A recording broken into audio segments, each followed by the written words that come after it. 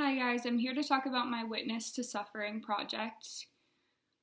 So as a student nurse, I'm sure as you guys all know, we see patients suffer in a variety of different ways, but this specific patient really spoke to me about true suffering in many different ways, being physically and mentally as well. So this is the patient I had in the ICU earlier this semester at Catholic Medical Center. He was a middle-aged man, um, and he had lots of complications with his health. He was in liver failure, he had some heart failure as well. So when I first had this patient, he was on the ventilator. He was actually my first patient I had ever taken care of on a ventilator, so I was really nervous to initiate his care, and I kind of felt like I was doing the wrong thing, especially when suctioning him. He would often make noises, and you could just tell it was really painful, and it was hard for me to do those things because I felt like I was doing more harm than good. So that was really difficult for me to see. The patient was also a chronic alcoholic. So a lot of the nurses and the staff would whisper behind his back about how it was his fault he had gotten to this point, and no one could really do anything about it. I also found it hard that no family members had been there to see the patient since he arrived in the hospital. The whole situation was really lonely, and I saw that through his suffering throughout the many times I had him as a patient. So the first day I was assigned, I actually received a report that it took 4 nurses to hold him down to be intubated. So I was nervous going into his care since he seemed combative and kind of an angry patient overall, not very receptive to the staff at the hospital. So this also worried me before going into his room and beginning care on him. So when he was on the ventilator, some things I did were making sure I was talking to him and explaining what I was doing, even though he was sedated and may not be able to hear me. I just know for me, it would be really scary to be on a ventilator and maybe feeling someone move me or turn me or do something painful and me not knowing exactly what was going on. So that's something I really tried to do with this patient. Once he got off the ventilator, I also really tried to listen to his concerns. He was often upset about how he couldn't have ginger ale. He was really thirsty, wanted food, but he was NPO since he had bleeding from his stomach, and they couldn't really determine where the bleeding was coming from, so they wanted to keep him NPO. And to resolve this issue, I kind of explained and gave him education on why he couldn't have the drink, not just saying no to everything he said, so he further understood why he couldn't and how we were trying to help him, not just being mean and saying he couldn't have certain things.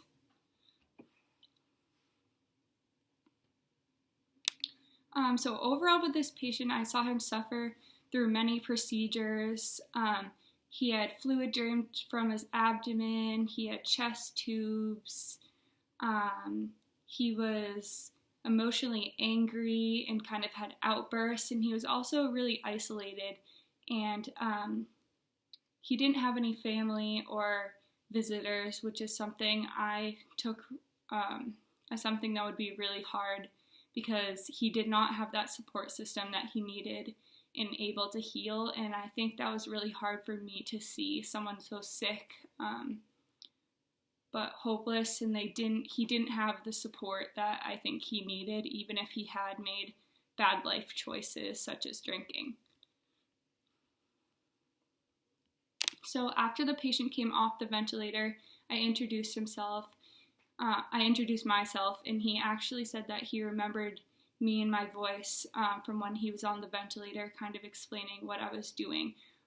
So that helped make me feel better about the care I was giving.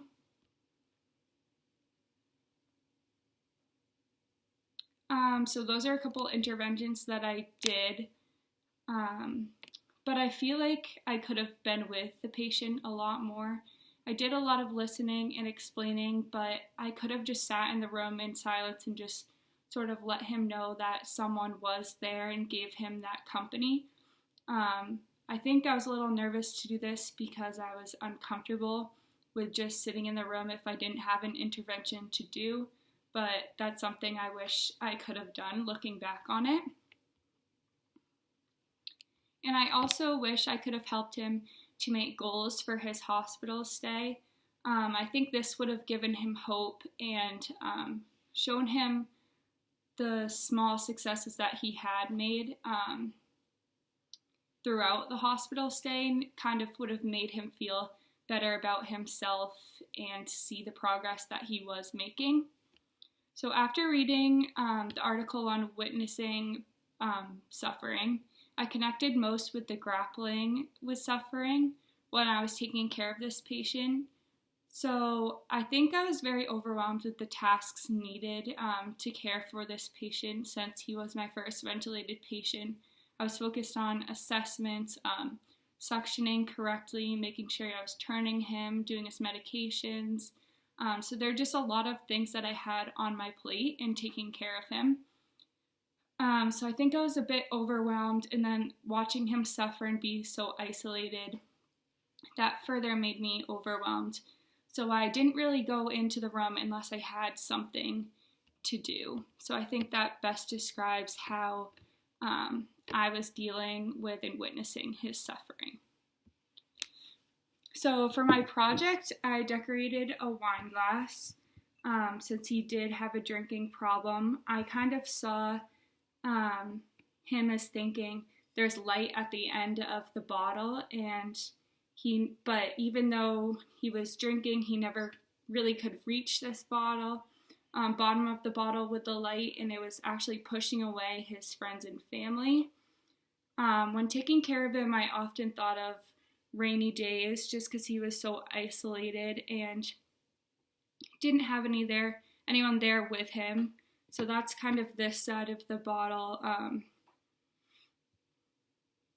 how he was just so isolated from everyone and kind of in this alone, even though he was trying to reach happiness and be better, he just could never quite get there. So yeah, I hope you guys like my experience.